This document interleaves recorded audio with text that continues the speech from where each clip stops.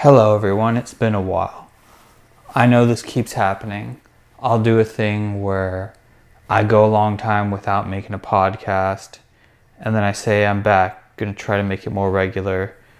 But I had an interesting experience. I was watching this video about how the top 1% of podcasters make at least 21 podcasts. He said the top 1%. Now, I don't know what my base of reference is versus other people's base of reference, but 21 does not sound like a lot to me. Maybe for other people it is, but for me, I'm like, oh wow, I've done 21. And it made me think I've got the capacity to be in the top 1%, but who knows? It's been a while. In fact, it's been such a long time that we're almost through February of 2025, and we're about to enter into March of 2025. So, man, the year's going by quick. I thought 2024 went by, but funny thing is, I was at work the other day just doing the regular stuff, and I had an epiphany. Oh yeah, Joe Biden. He's no longer president of the United States of America. And for those of you listening who might be fans of Joe Biden, don't worry, this isn't meant to be just a critique of him or slamming him. This is one of the things that I liked about old school news, because I've been following current events for a while, is that they would just say, look, here's what's happening, that's it. Nowadays, news can be very there's so much of themselves in it that you're like, yeah, but what happened? So that's how I try to be old school. So I was like, yeah, he's not. And I'd gotten so used to 4 years of his presidency that I was like, huh. Because I remember exactly where I was when he did become president, or it was announced that he was going to be president. It was November of 2020, and what a year that was. The less said, the better. And so this election felt a little different. Everybody kind of expected, yeah, there's a real chance that, Trump's going to get a second term. And I remember in the days leading up to the election, it seemed like it, because he got all the way up to about 236 electoral college votes. And it seemed like, okay, it's going to happen. Because at the time, Joe's electoral college votes, they weren't doing that great. I'm just going off of memory. But then something funny happened. Trump's electoral college votes stayed at about 236. Might be 242. And Joe's, they just kept going up. And there was an interesting sight at my work. Across the street, there was this big group of Trump supporters. They had the hats, the flags, everything. They had their own school bus. It was a spectacle. And I'm just saying that to set some context. But as the days went on, the hats, the flags, the school buses, and everybody, they just went away, and it was just another parking lot. And everybody was like, okay, I think I know what's going to happen.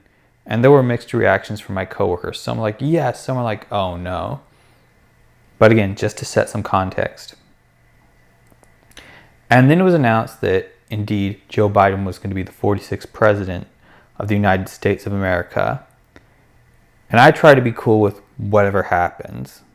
I thought, okay, if he's anything like Barack, he was president and things were fine. So I'm sure Joe Biden won't be that different. I mean, kind of his whole thing was, hey, remember Barack Obama? Well, he can't run again for a third term, but, this could be about as good as we're going to get to that, about as close as we can get. So let's go. And I thought, live and let God, don't get too worried.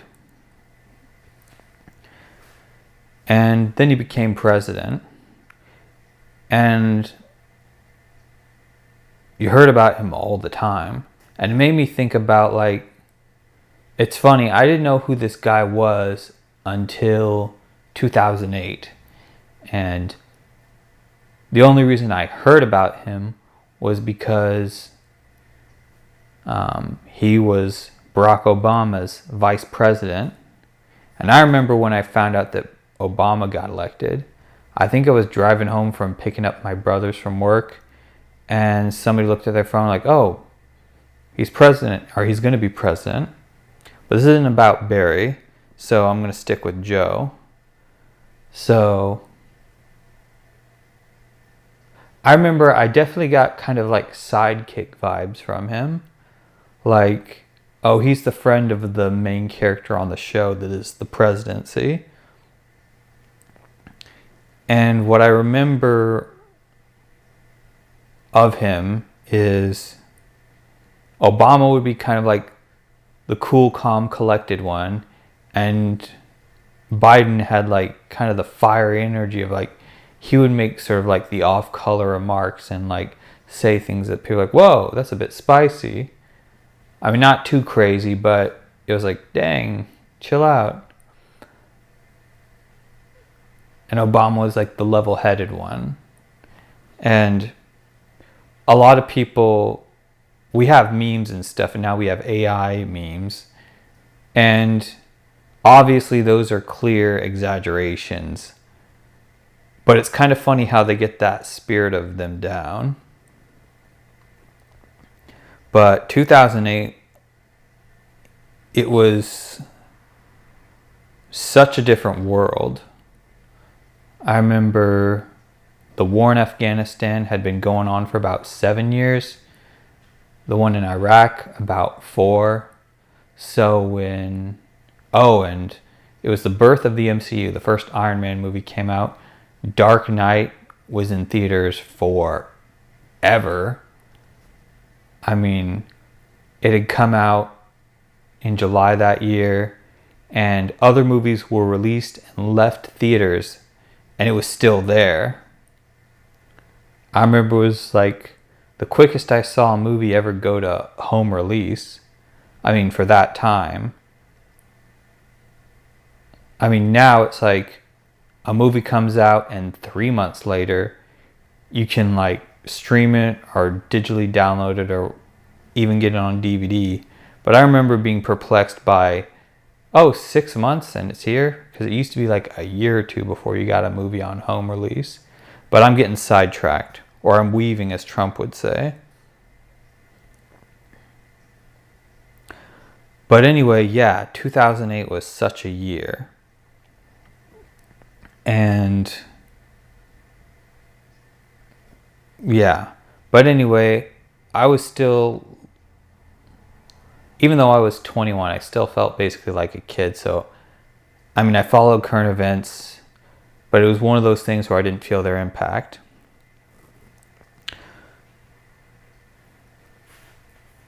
And yeah, as far as I was concerned, Joe Biden was just like kind of the sidekick character of the main character was the President Obama show. I don't mean that derogatorily. I'm just like, it's kind of like the vibe he was giving. And I didn't really find out more about him until like he ran for office in 2020. I mean, I heard bits and pieces of what he was like, and some of the things I'm like, okay, that's cool. And other things like, oh man, he's been through a lot.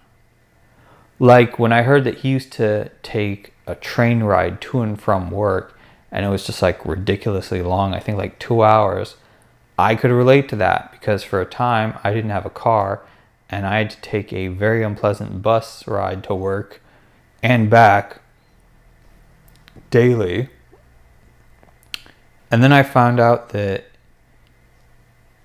his wife and one of his kids, they died in a car accident when he was like a young dad, and he had to go through that. And it's like, wow. I mean, I've known people who've lost family members like that. And it's not easy. So I have to give him major props for going through that just as like a person. And yeah, so I mean, I guess I'm just trying to say, like, he's a person, so I'm going to try to treat him as a person in this. The interesting thing about Joe Biden, though, is, like, as I learned about his history, is 2020 was not the first time that he ran for president. I found out he had tried to run, like, a couple times before. Like, of all people, he ran against Ronald Reagan, or attempted to, but he didn't get the nomination. And he said there will be other presidencies. And it's like, okay. And later on in 2008, he was like, I'm going to run again. But of course, Barack Obama won, or he got the nomination and then he won. But he saw value in Joe's long service in office, so he chose him to be his VP.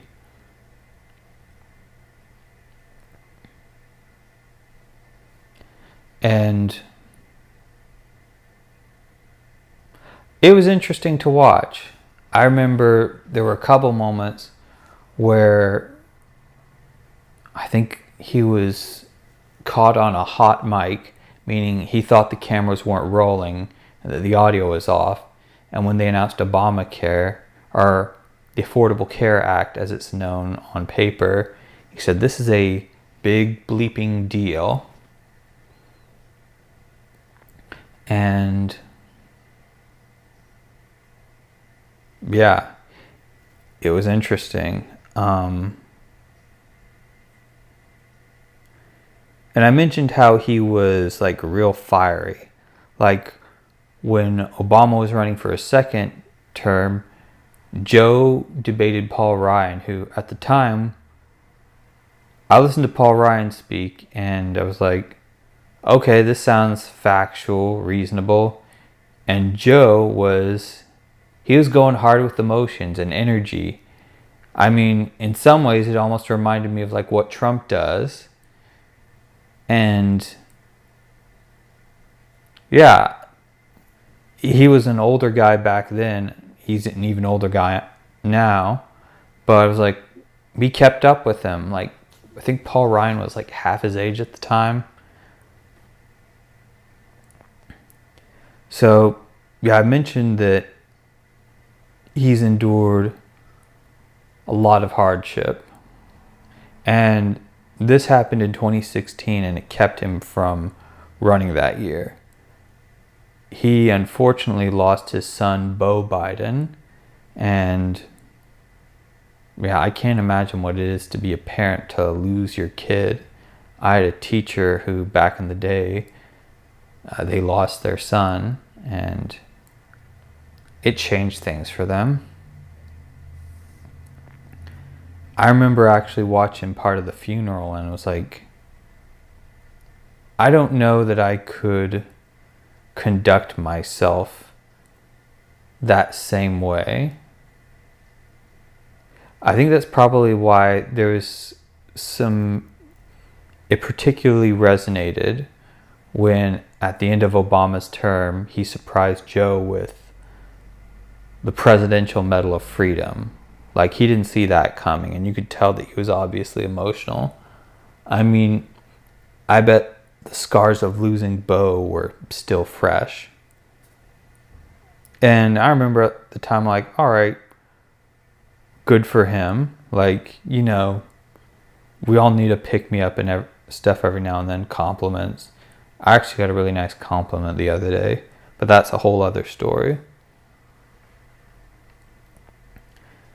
And I will say, even from an outsider's perspective, if you take away the political element, it was kind of funny to see Joe and Trump go at it. I think they traded barbs early on in Trump's first term in office. And it was funny because, like, I'll kick your butt and no, I'm the one who's going to beat you. It felt like YouTuber online drama, except it wasn't just two kids in middle school. It was two grown adults in like their 60s or 70s, and they were trading barbs like, I don't know, they were in high school or something. So on the one hand, it was like, this is a head of state and a potential head of state who served as vice president. So on the one hand, it's like, haha, but then at the other hand, it's like, So yeah, it was morbidly sort of funny.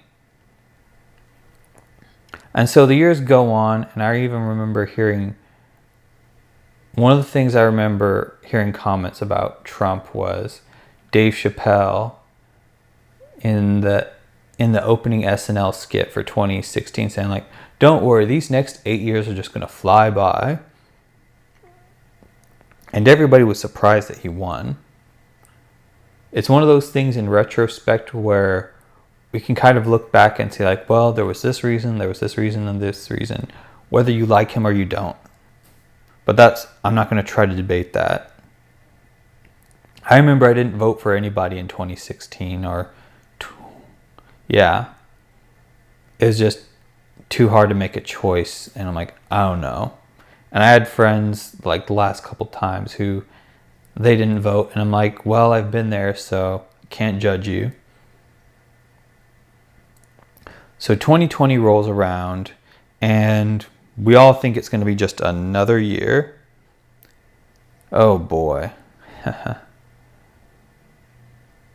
I remember at my church, we had these posters that had our motto for the year.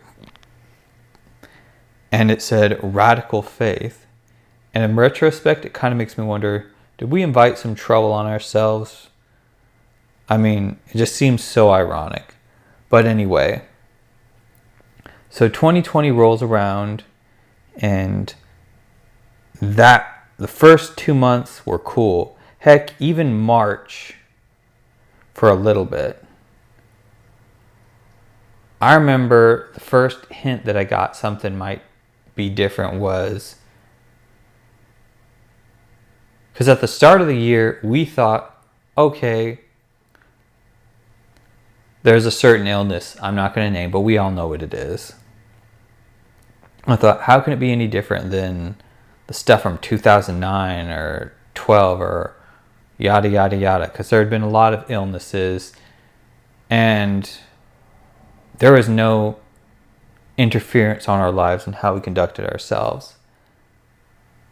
Turned out not to be the case. I remember I saw a post from the first sign that I felt things might be kind of different is, I think it was in February, where our church announced, hey, during greetings, we're not going to get up and hug each other and shake hands and stuff, just for the next month or so. I think it's a bit of an overreaction, but that's what we're going to do. And I'm like, really? But I just went along with it. And they also said, oh yeah, we're not going to have lunch or after church activities. I'm like, huh. And then about a week before we shut everything down, I see a post from a neighboring Chick-fil-A, because that's where I work.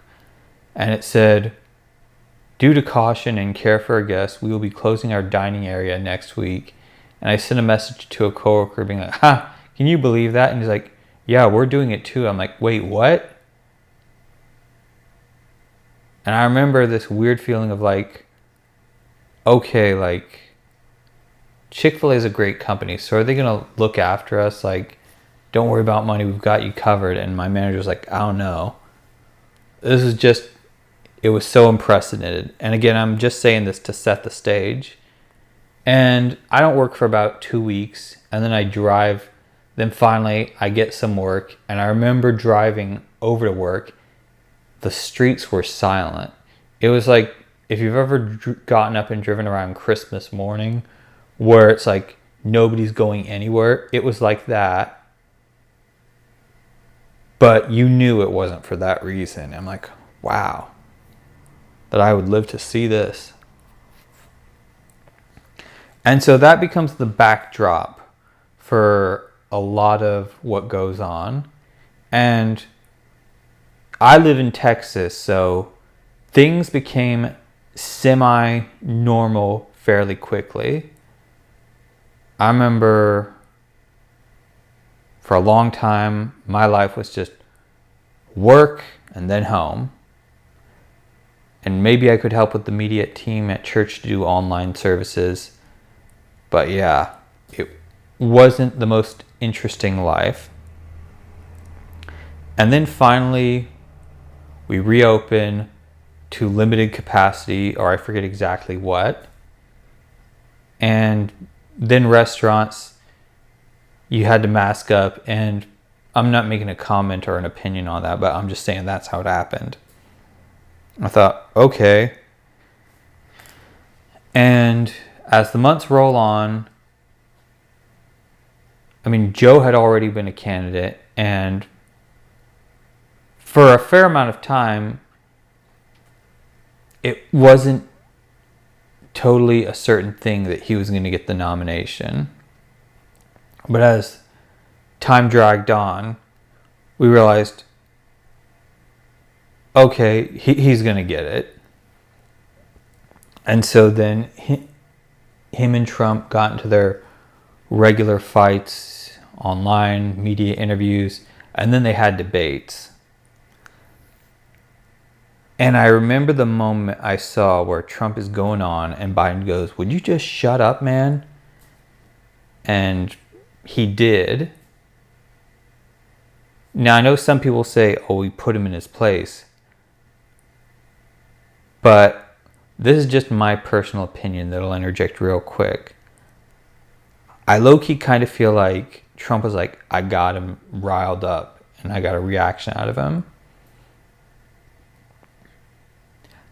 But one of the things I heard from commentators across the political spectrum was, this did not reflect well on us.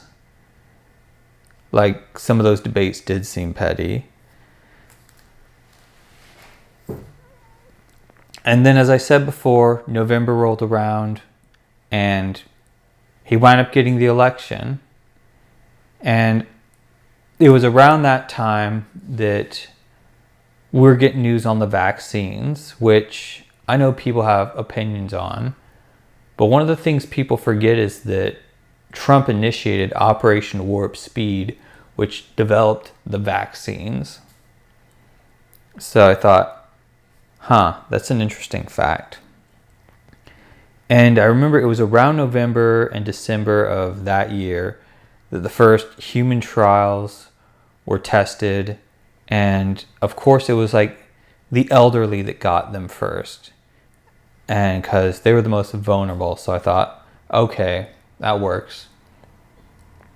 In fact, I remember that year, and I've said this on other episodes of the podcast, but I remember that year,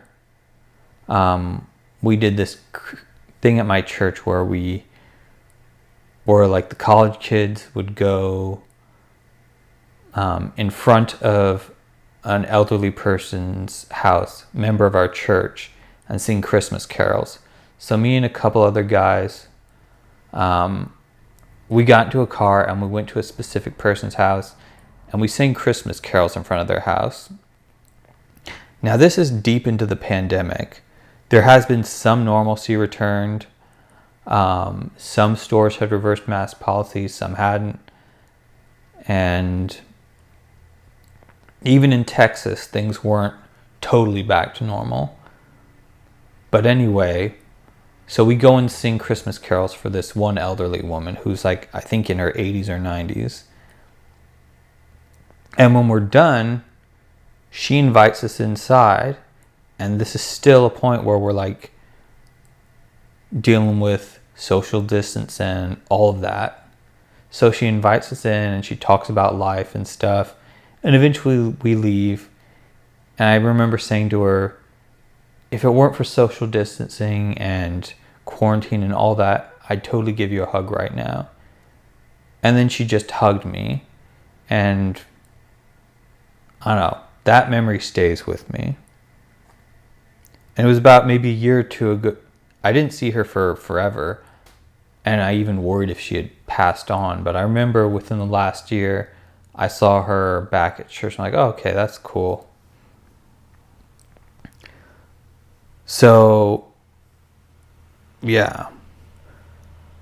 And also, that was an interesting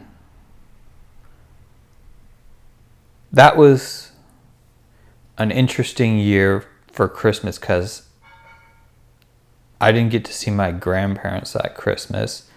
But we were all kind of like, okay, that's understandable. And I didn't hold it against anybody. So anyway, yeah. But back to Joe Biden, because he's the subject of today's episode. Again, just more scene setting and giving you some context. So anyway, on January 20th of 2021, Joe Biden is inaugurated. And he said, one of the things I remember him saying is he wanted to make America for everybody, for Republicans, Democrats, for his voters, for Trump's voters. I'm like, all right, cool. This is a conciliatory move. And I will give him this. You know, Trump famously didn't go to Joe Biden's inauguration. And I low-key kind of felt like that feels like something a sore loser does. I mean, Mike Pence had the decorum to go and attend. And I remember seeing a clip of Joe Biden thanking him for his service. I'm like, all right, good on them. And I will say, to Biden's credit, you know, he showed up at the 2025 inauguration. So I got to give him credit for that, or kudos. So again, as I said before, using Barack Obama's presidency as a precedent, pun intended, I expected more or less the same.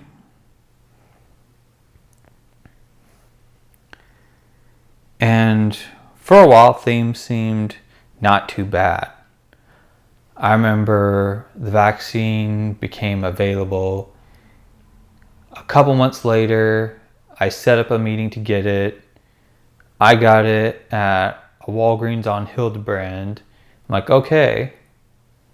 And it just felt like a normal shot. And I remember the first time I really felt like things were going back to normal was I watched The Weeknd and Ariana Grande perform that song, Save Your Tears for a Rainy Day. And the stadium was filled with people. They weren't social distance, but they were wearing masks. Now, to give you some context, just even maybe a couple weeks prior, couple months, people were getting canceled for not doing social distancing.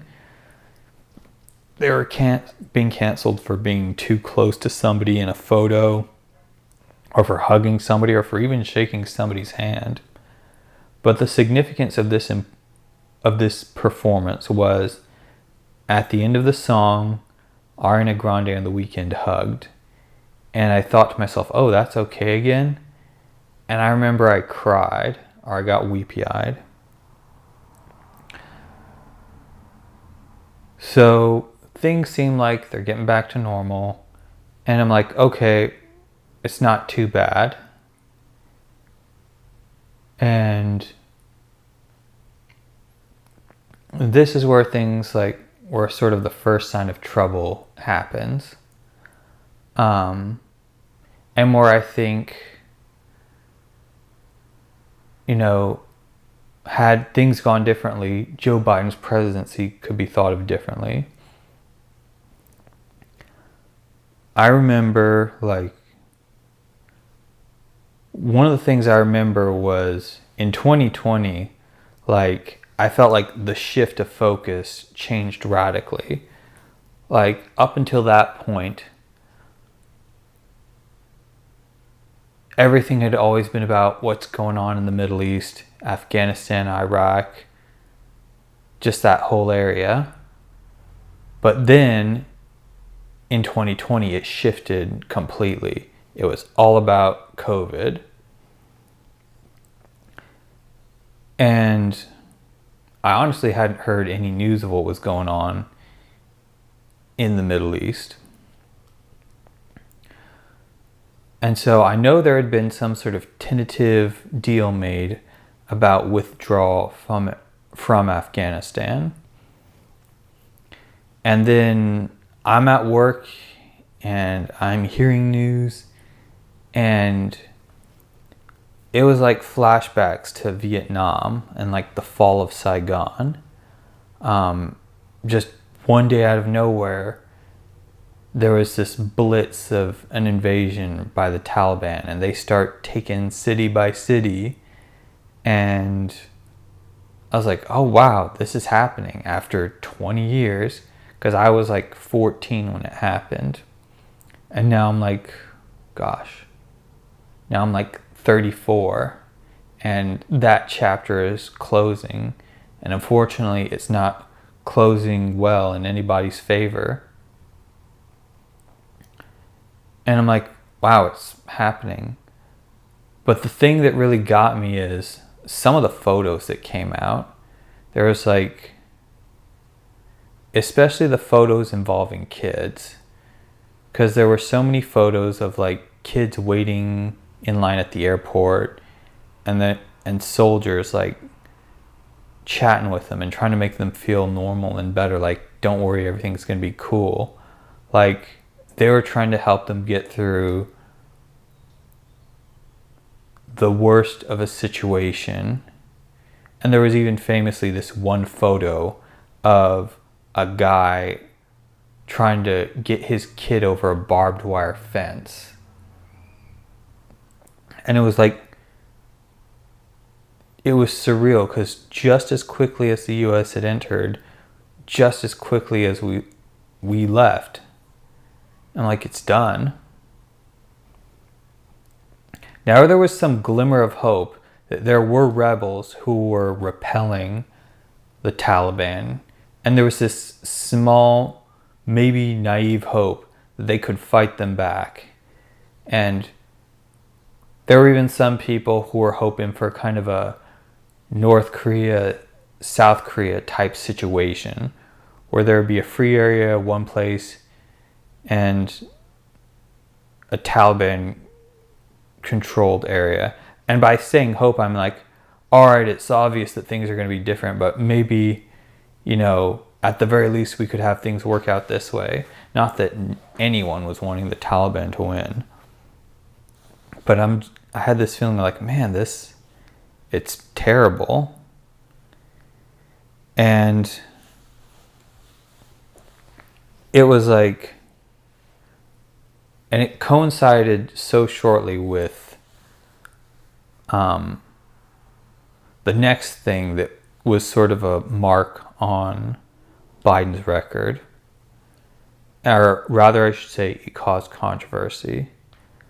By this point, a lot of people had been vaccinated. I got the vaccine, and I was like, okay. And there were some people like, well, I'm not getting it. I think there was an element of contrarianism. Some people were like, well, Biden's peddling it, so I'm not going to do it. And I can kind of get that. But there were some who were like, this hasn't been tested through the normal process of a vaccine. I get that we're in like treacherous times, so we're taking like unusual actions, but I just don't feel comfortable doing it. And I'm like, I can understand that. I got the vaccine because I have a lot of medical friends, so I just took their word for it. But one of the things that surprised me was there were a lot of people in the military who they just like, I'm not taking it. And they basically got fired. Now, we'll say this action was later rescinded in 2023, but it's like, it's one of those things where I thought it's sort of too little too late. And I mean, at that point, we learned that the sickness wasn't the thing that we thought it was. Like, I was expecting like Resident Evil in real life, but that didn't turn out to be the case. And I think there are actually some diseases which I'm honestly surprised we're not more worried about. But anyway, one of the arguments I hear often is like, they were fine to work up until this point. And I'm like, now that there's a vaccine, they're not fine to work. And it was just like, maybe another action could have been taken, certainly. But I feel like the firing and dismissal of military was not a great idea. And I'm trying to remember what other stuff happened in 21. Other than it was like kind of a last normal Christmas. And my Christmas in 2021 is interesting. Right now I'm sitting in a room and there's like a picture of my grandpa hanging on the wall. And this kind of has to do with him. So 2021 was the first Christmas where we got to go back to my grandparents' house. And, you know, everybody had been vaccinated. My grandparents, in 2020, they caught COVID, but they survived. And I remember one of the first things I did in 2021 was at my grandma's birthday. I hugged her for the first time in a while. And I even live streamed it saying like, this is why I got the vaccine. Then I hugged her. But back to 2021 December. So I get to my grandparents' house and my grandpa, he wasn't feeling that great. Well, I walk in, I'm like, oh, where's Papa Dewey? That's his name. I'm like, oh, he's in his bed. And I walked in, he's like, hey, Dave, how are you? And he had like some breathing tubes. And I'm like, I just got this sinking feeling that it was like, okay, maybe things are just going to be different. So anyway, I remember I said, we had Christmas and I kind of wish we had had it in his room, but I guess he wasn't feeling so energetic. And I remember before I left, I prayed for him and I thanked him for giving me a Game Boy and a PlayStation all the way back in the 90s. And he was happy that I enjoyed it so much. So anyway, Biden's first year, 2021, comes to a close. And I remember in 2020, I did vote. I'm not going to say for who in this podcast, but either way, I just didn't feel like I accomplished a lot. It just felt like such a lackluster effort. So about a month goes by and then February rolls. And for as long as I had stayed up on current events, I knew that Russia was always doing some really questionable stuff, particularly when Vladimir Putin took the reins. Now, Boris Yeltsin, he was no saint himself, but he almost seemed like kind of a Russian Bill Clinton in a way. That might just be how he looks, but yeah, when you compare the two, you're like, oh, I guess Boris ain't such a bad guy. But again, he did some stuff that was not cool. And we always used to kind of give Russia and Putin the benefit of the doubt. Like, all right, the 90s rolled around and they've been the Soviet Union for so many decades. Old habits die hard. Maybe this is just some growing pains. And so I remember studying, there was a Chechen war in the 90s and 2000s. And that one was less questionable because technically Chechnya was it was part of Russia. So it didn't seem like such a question of sovereignty. But then I really remember red flags going up in 2008 when, towards the end of Bush's second and final term, Putin invaded Georgia. I remember hearing talks of sanctions, and I was kind of young and naive back then. I'm like, come on, like, we went to Afghanistan, we went to Iraq, we gotta show them who's boss. And I really was surprised that we didn't take more action. But anyway, like, I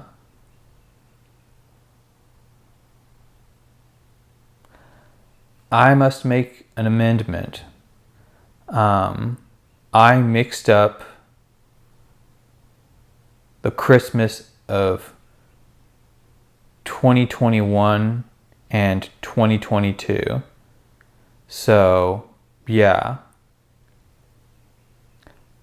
Christmas of 2021 was normal. Everything that I listed that happened then actually happened in 2022.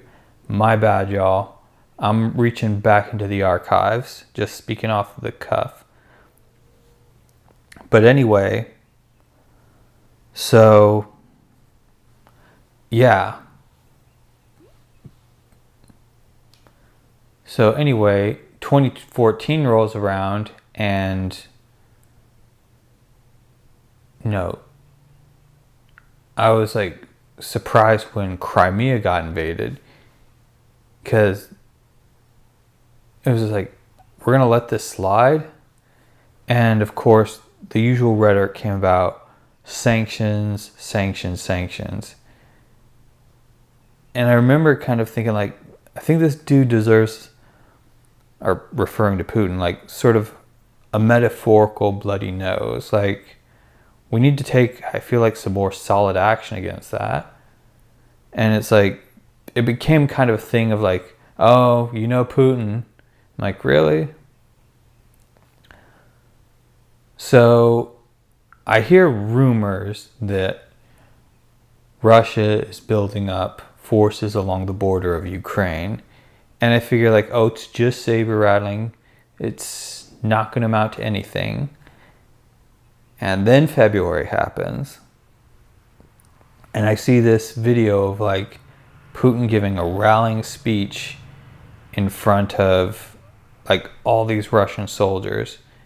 And then I see the news break: Russia invaded Ukraine. I'm like, wow, it really happened. Of course, they didn't call it an invasion or even a war. It was referred to as a special military operation. And I'm like, geez. But anyway,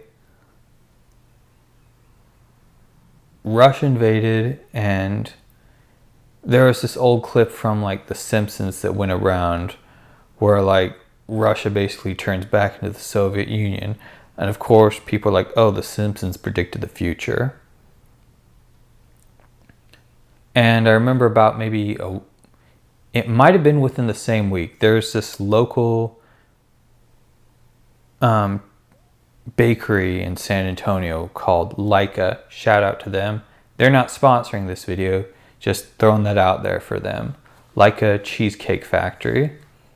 Or maybe it doesn't say Cheesecake Factory, maybe it's been a long day and anyway, they make killer cheesecake and drinks. Leica Cheesecake. Yes, I think that's it. Anyway, they're a Ukrainian owned bakery. The owners are Ukrainian. They live in America. Anyway, they make an announcement that this weekend everything we sell is going to raise money for Ukraine to fight against Russia, and not just profits, but the revenue was going to that. And I think they raised like a crazy amount, something like $27,000. And I remember the owner, she made this really heartfelt video of thanks and support.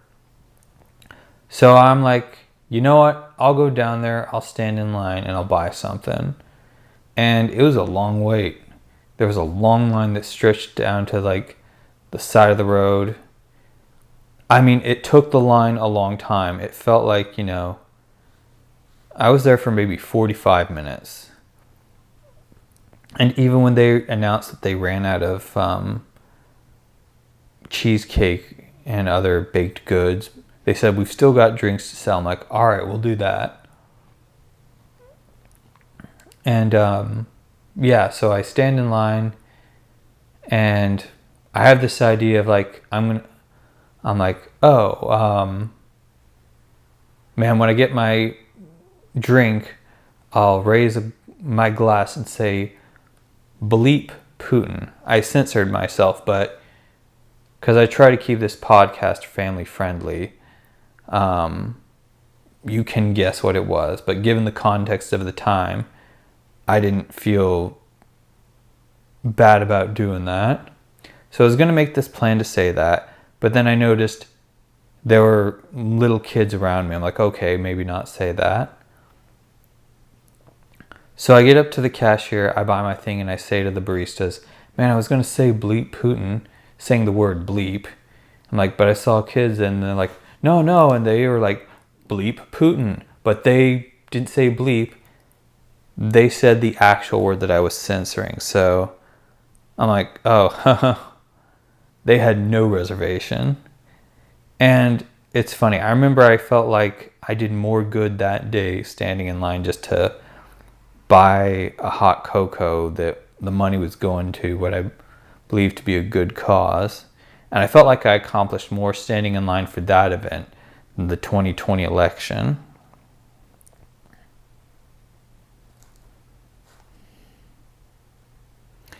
And, so I felt good about that. And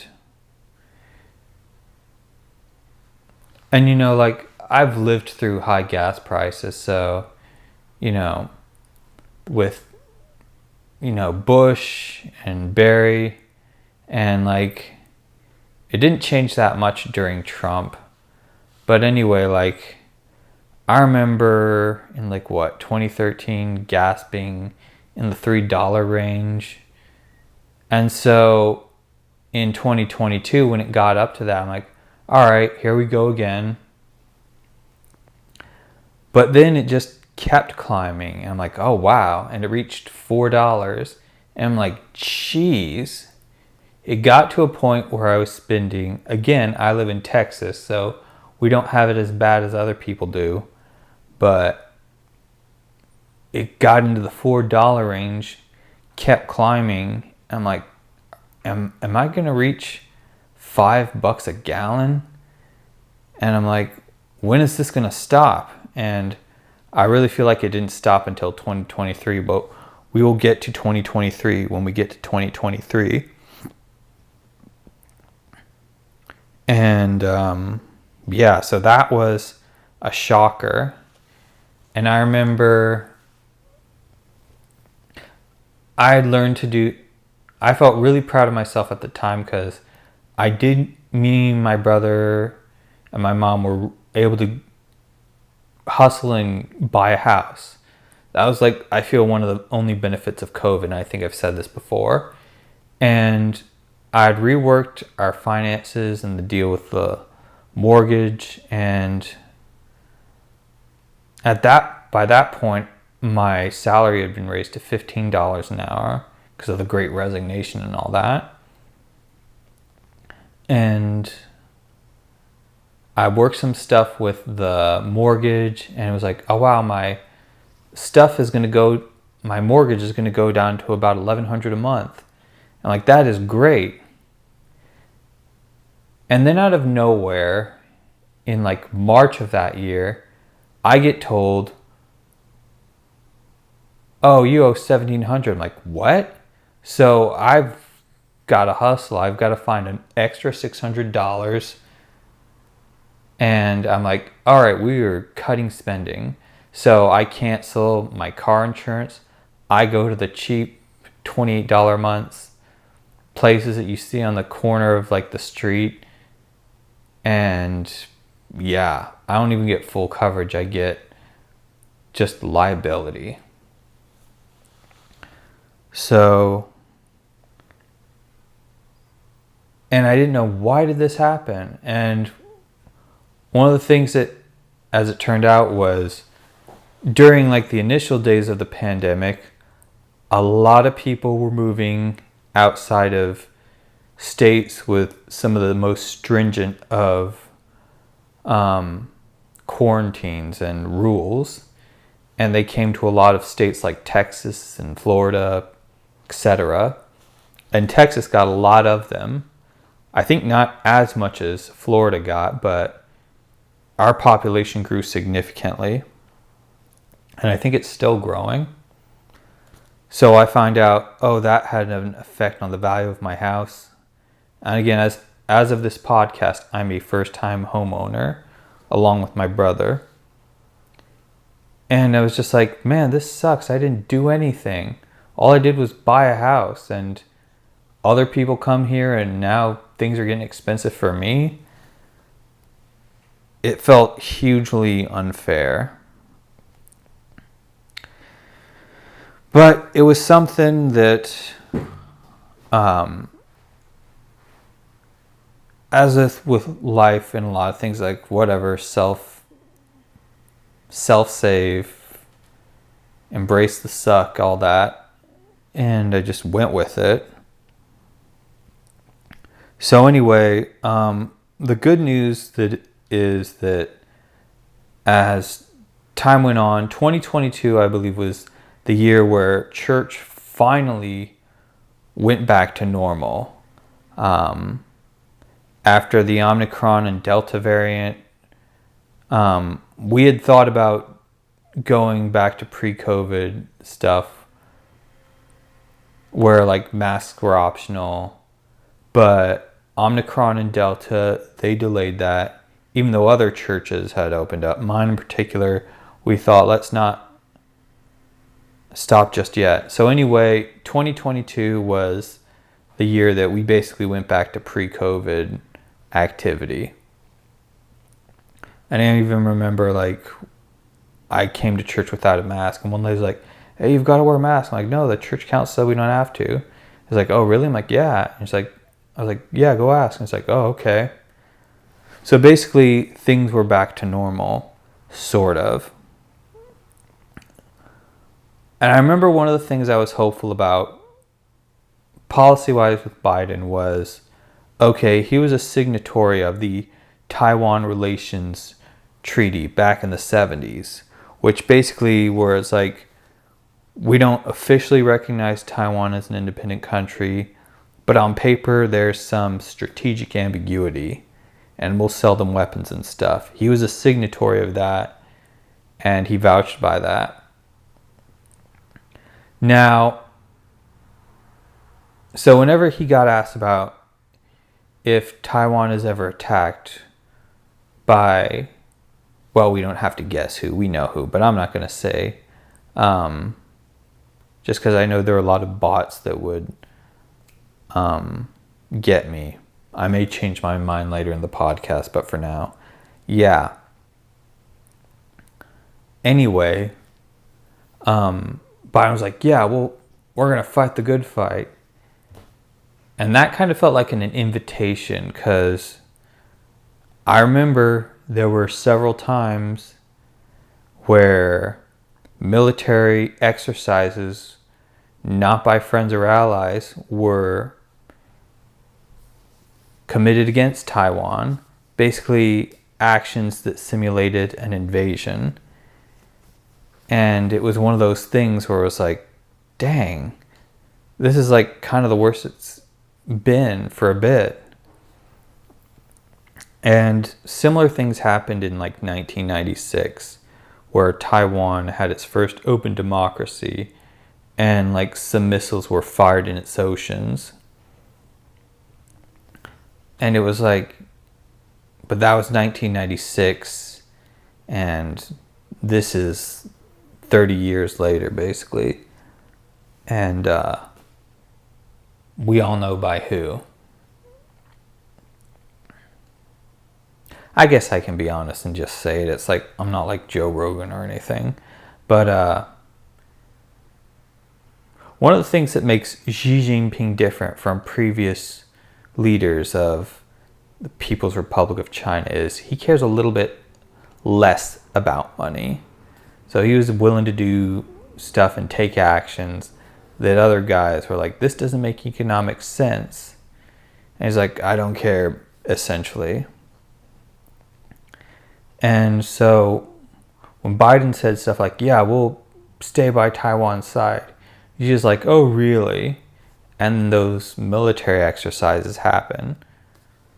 And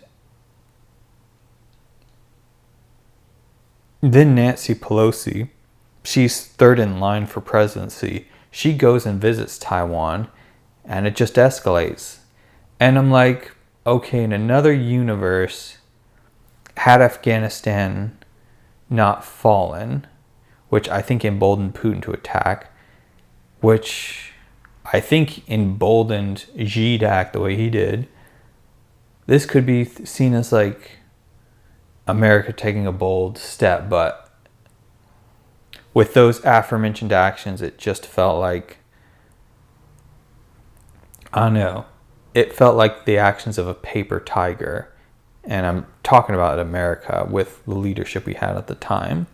And I'm not trying to be overtly critical, but it's like, how can you say we'll fight for Taiwan when these other investments we had, it's like we didn't do much. So that was concerning. So my real last Christmas that was normal, where nobody was sick, where my grandpa was healthy, was 2021. I got the facts mixed up. All that stuff I mentioned before actually took place in 2021. 2021, I'm like, okay, it's Christmas again. We're not masked up. No, it was like, all right, so we're in 2022. And I'm like, okay, it's Christmas again. 2021 was normal. Everybody wasn't sick. Everybody was fine. And 2022 rolls around, Christmas. And I go up to my grandparents' house. I'm basically rehashing it. I'm like, oh, where's Grandpa? I was like, oh, he's in his room. He's not feeling well. And I go in there, and he's got tubes and stuff. And I just get this feeling like, okay, I think this is the last Christmas. And yeah. And wouldn't you know, like, I will say one of the things that it was in the Thanksgiving of that year where my grandpa was like, man, I really admire Zelensky. Him and Ukraine, they're giving the Russians hell. And yeah, he had their they had his full support. He admired their strength and ingenuity in facing a much bigger opponent. And so 2023 rolls along, and a lot of the same stuff happens. And I feel like 2020, maybe late 22 and 23 were the years where I just got genuinely worried. Because there was some language used by Russian authorities who are saying, like, we'll use every means at our disposal. And like, do you guys mean nukes? And like, some people Putin played coy, and the other guys were like, yeah, we'll use everything. And I'm like, nah. But then again, I never thought Russia would invade Ukraine. So I went back and forth. I was like legit worried if that happens. I mean, at the time, I was 35. I'm 37 now. But my siblings, at that time, they're still in like the draft age. I think the youngest of them, he's got another decade or so before, he doesn't have to worry about that. But I legit got worried. Like, I had actual nightmares of something happening and then being sent off across the world. But I started to not worry about that when I saw Oppenheimer in summer 2023. My reasoning being, all right, these filmmakers, they've meticulously thought out this issue, approached it with such care and understanding, and they were so delicate in it. The hope would be they're just filmmakers. If the people on both sides who are actually in charge of this, you would hope that they have that same kind of treatment. And I started to worry way less about it. And my worry basically has stopped when I found out, all right, the US spends about $78 billion a year maintaining its nuclear arsenal out of an $800 billion military budget. The entirety of Russia's military budget is about what the US spends on its nuclear missiles. So it's like, if they did attack us with one nuclear bomb, we would attack them with everything we've got. So it doesn't feel so much like mutually assured destruction. It feels like just their destruction assured. So I started to worry less and less. But then fast forward, and like as I'm worrying less about that, I get worried about something else. I'm at work, I'm just doing what I usually do, and then I get the news. It's October 7th. There was a music festival in Israel, and out of nowhere, Israel got attacked. People went over the border, and 2,000 people were affected. People got raped, murdered, tortured. It was the worst thing to happen to Jews since the Holocaust. And we're still dealing with the repercussions of that. And we serve a lot of military people at my work. And I overheard some people like, we got the call, man. I'm like, shoot, what's going on? And part of me is like thinking like, oh gosh, is this like the end times and stuff? Because anytime something happens with Israel, that thought pops into my mind a little bit. And I even overreacted, and I said to some of my friends and family, hey, I normally don't like shove my faith down anyone's throat, but I might be mentioning all the Jesus stuff a lot more than you're used to. And I was getting panicky, but I had to tell myself, all right, the odds are it's not the end of the world. It is horrific, but we live in a dark world. Things are probably not coming to an end. And in the next year, heck, probably the next month, you will still be here peddling chicken and saying my pleasure. And then one of my favorite people at work, shout out to Logan, he had been gone away for school. That very evening, he came back and said, hey, I want to come back for like the winter break. And that was kind of like, oh, that's cool. I needed a bit of good news. And I remember I was praying like, God, I'm super panicky and worried.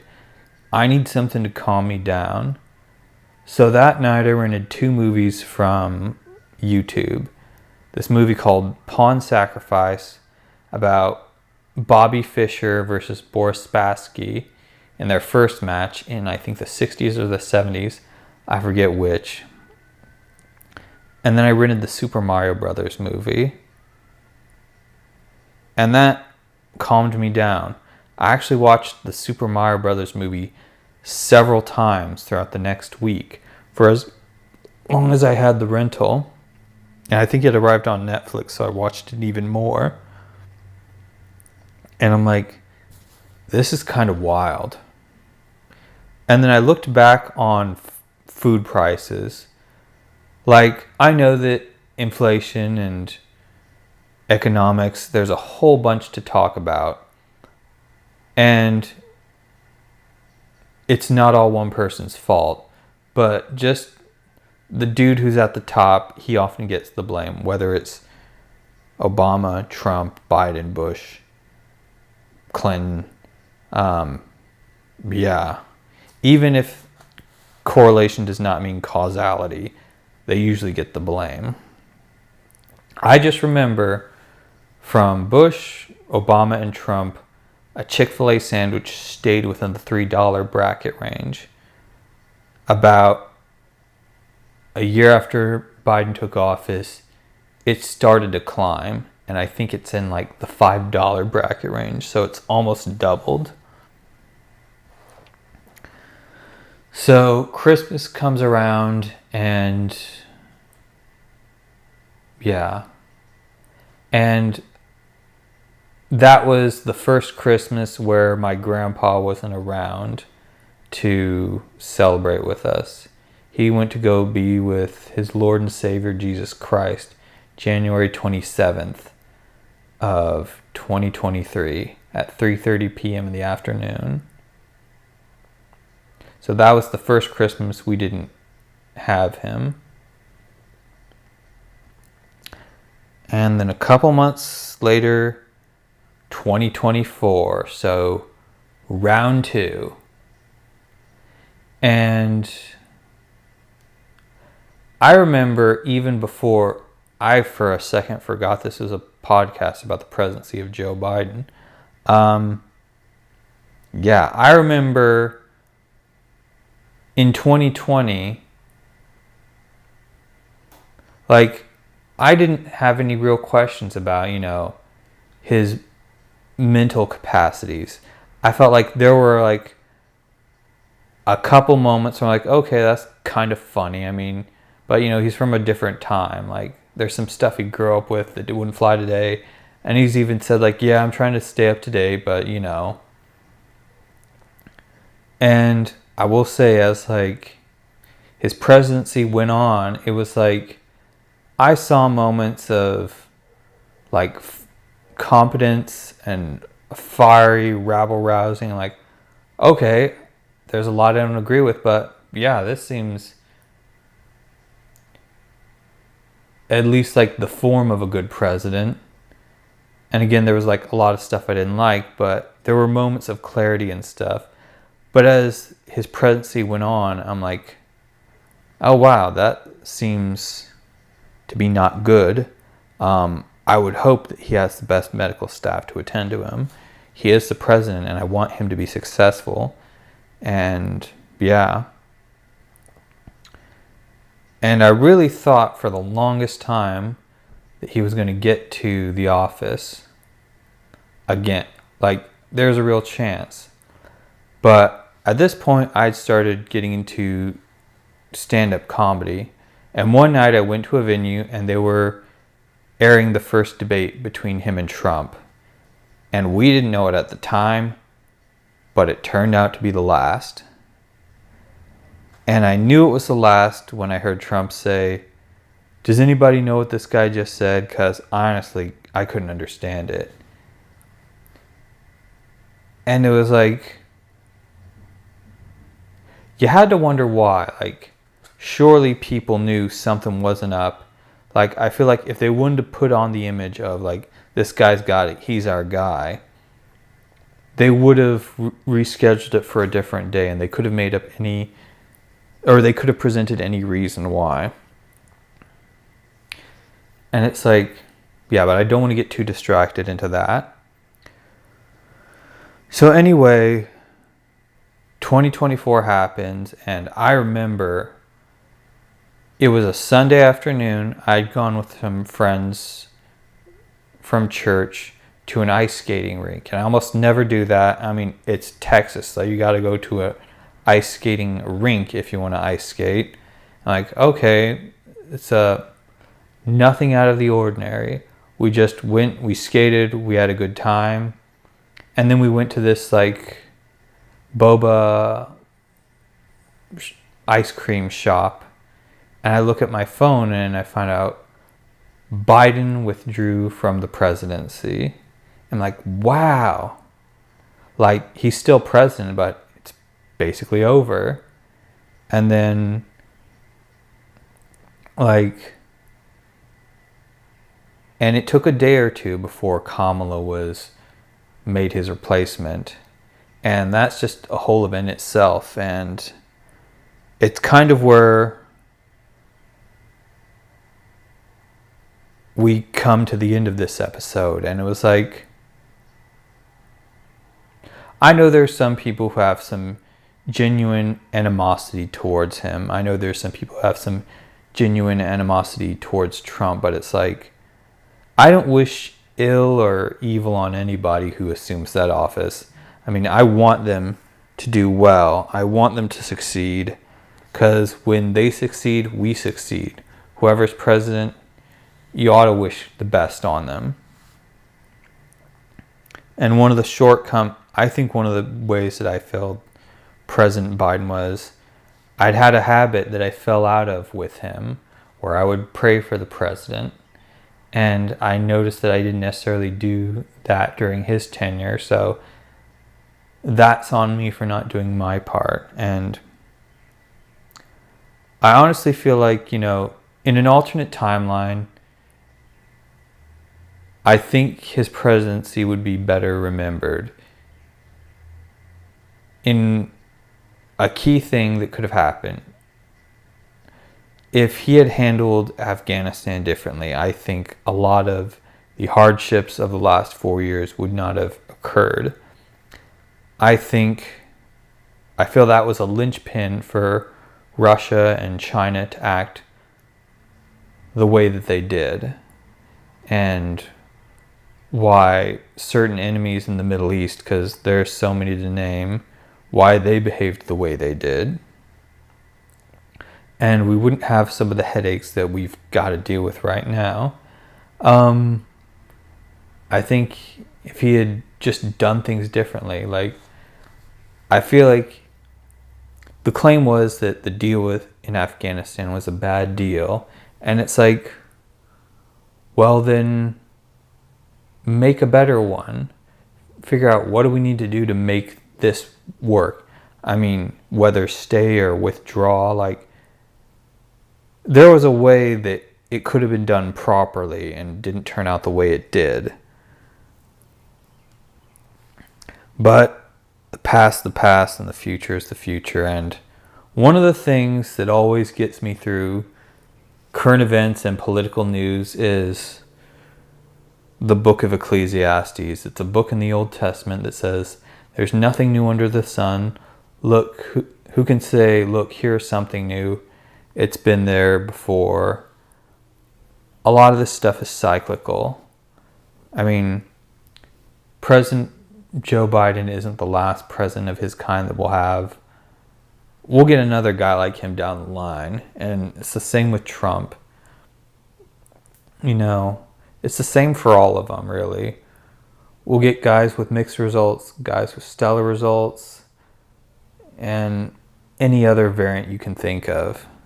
So I may do a video about other presidents, but this is just one I thought about. And I guess this video isn't even necessarily about Joe Biden. It's just a summation of sort of the last 4 years that have occurred. And yeah. But anyway, I will end the podcast on this one positive note. I will say this. Props to Joe Biden for being a good sport and showing up at the inauguration of his political opponent. So this has been the David Wells Experiment. I hope all your dreams come true. Stay safe. Have an absolutely super day, and I will see you next time. Bye.